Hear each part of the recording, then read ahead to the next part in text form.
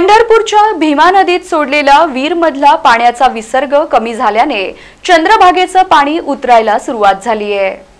वीर भीमा नदी खोऱ्यात गेल्या आठवडाभरापासून झालेल्या मुसळधार पावसामुळे नीरा नदीला पूर आला आहे। नीरा नदीचे पाणी भीमा नदीला मिळत असल्याने भीमा नदीला सुद्धा पूरसदृश परिस्थिती निर्माण झाली होती। नीरा खोऱ्यातून येणाऱ्या 30,000 क्युसेक्सचा विसर्ग 4,000ने केल्याने आज सकाळपासून पाणी उतरायला सुरुवात झाली आहे।